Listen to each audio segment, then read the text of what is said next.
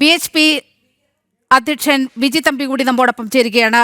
ശ്രീ വിജി തമ്പി, ഇപ്പോൾ മുഖ്യമന്ത്രി അല്പസമയം മുമ്പ് വാർത്താ സമ്മേളനം വിളിച്ചു ചേർത്തിരുന്നു. അതിൽ അയ്യപ്പ ഭക്ത സംഗമവുമായി ബന്ധപ്പെട്ട ചോദ്യങ്ങൾ ഉയർന്നു. അതിന് അദ്ദേഹം മറുപടി പറയുന്നത് സർക്കാർ അയ്യപ്പ ഭക്ത സംഗമം നടത്തുമെന്ന് തന്നെയാണ്. ഭക്തരും അയ്യപ്പന്റെ ആളുകളും പരിപാടിക്ക് എത്തട്ടെ എന്നുള്ള പരിഹാസം അദ്ദേഹം മുന്നോട്ട് വെക്കുന്നു. ഒപ്പം BJP സംസ്ഥാന അധ്യക്ഷൻ രാജീവ് ചന്ദ്രശേഖരന്റെ പേരെടുത്തു പറഞ്ഞുകൊണ്ട് വിരട്ടലൊന്നും ഇങ്ങോട്ട് വേണ്ട എന്ന് ഒരു ഭീഷണിയുടെ സ്വരത്തിൽ മുഖ്യമന്ത്രി സംസാരിക്കുകയാണ്. മുഖ്യമന്ത്രി യഥാർത്ഥത്തിൽ ആരെയാണ് വെല്ലുവിളിക്കുന്നത്? ശ്രീ വിജി തമ്പി. നമസ്കാരം, സ്വാമി ശരണം. മുഖ്യമന്ത്രി പണ്ടും ഇന്നും എല്ലാവരെയും വെല്ലുവിളിക്കുന്ന ആരെയാണ്? സാക്ഷാൽ അയ്യപ്പ സ്വാമിയാണ് വെല്ലുവിളിക്കുന്നത്.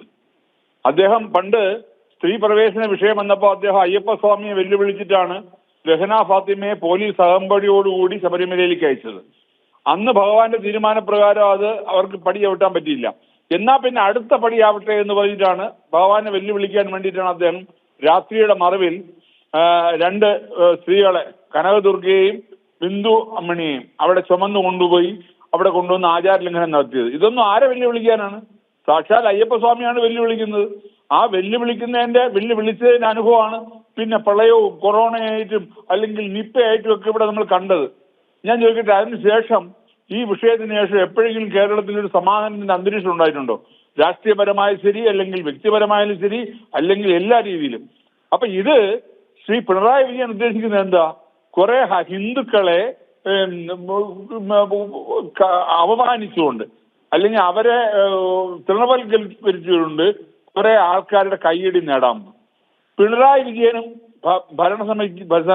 ഈ ഭരണത്തിനും ധൈര്യമുണ്ടെങ്കിൽ വിളിക്കട്ടെ. ആദ്യം അദ്ദേഹം മറ്റൊരു മതത്തിന്റെ ഈ സമ്മേളനം വിളിക്കട്ടെ. ഒരു മതത്തിന്റെ സമ്മേളനം വിളിക്കാൻ ഒരു മതേതര സർക്കാരിന് എന്ത് അധികാരമുണ്ട്?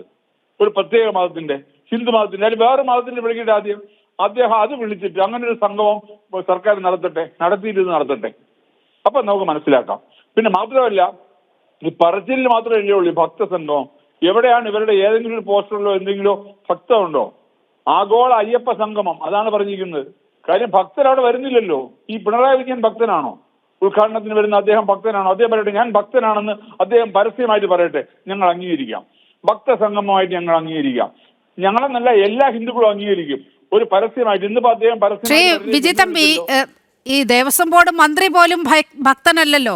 അദ്ദേഹം ശബരിമല സന്നിധാനത്ത് വന്ന് തീർത്ഥം കൊടുത്തപ്പോൾ അയാൾ കാണിച്ചു കൂട്ടിയതൊക്കെ ഭക്തരുടെ മുന്നിൽ, പ്രേക്ഷകരുടെ മുന്നിലൊക്കെ നമ്മൾ എത്തിച്ചതാണ്. ദേവസ്വം മന്ത്രിയാണ്. കഴിഞ്ഞ ദേവസ്വം മന്ത്രി ശ്രീ രാധാകൃഷ്ണനാണ് കയ്യിൽ തീർത്ഥം വാങ്ങിച്ച് സാനിറ്റൈസർ പോലെ കഴുകിയത്. ഇപ്പോഴത്തെ ദേവസ്വം മന്ത്രി അതിനേക്കാളും വൃത്തികേട് കാണിച്ച ആളാണ്. ശബരിമലയിൽ ഏറ്റവും പുണ്യമായ സമയം, ആ മകരവിളക്കിന്റെ സമയത്ത് നട തുറന്നപ്പോ കയ്യും കെട്ടി ഗുസ്തി കാണാൻ നിന്ന പോലെ നിന്ന ആളാണ് ഇപ്പോഴത്തെ ശ്രീ വാസവ മന്ത്രി. അപ്പൊ ഇവരൊക്കെയാണോ ഭക്തന്മാർ? ഇവരാണോ ഭക്തർ? ഇവരാണോ ഭക്തസംഗമം നടത്തുന്നത്? പിണറായി വിജയൻ ഭക്തനാണ്. ആ സംഗമം ഉദ്ഘാടനം ചെയ്തതിനു മുമ്പ് അദ്ദേഹം പരസ്യമായി പ്രഖ്യാപിക്കട്ടെ, ഞാൻ അയ്യപ്പസ്വാമിയുടെ ഭക്തനാണ്. ഈ ശ്രീ പിണറായി വിജയനല്ലേ ഗുരുവായൂർ ക്ഷേത്രത്തിൽ നടയിൽ വന്നിട്ട് അവിടെ ഒരു വിളക്ക് ചൂണ്ടിക്കാണിച്ച് ചോദിച്ചു, ഇവിടെയാണോ നിങ്ങളുടെ കൃഷ്ണൻ ഇരിക്കണമെന്ന്? നിങ്ങളുടെ കൃഷ്ണൻ ഇരിക്കണമെന്ന്. നമ്മുടെ കൃഷ്ണനല്ല പറഞ്ഞത്, നിങ്ങളുടെ കൃഷ്ണൻ എന്നാ പറഞ്ഞത്. അപ്പൊ ഇദ്ദേഹം ആരാണ്? ഹിന്ദു ആണോ? അപ്പൊ ഇദ്ദേഹം ഹിന്ദു അല്ലെന്നാണ് ഞാൻ പറയുന്നത്. ഹിന്ദു അല്ല, ഹിന്ദു നാമധാരി മാത്രമാണ്.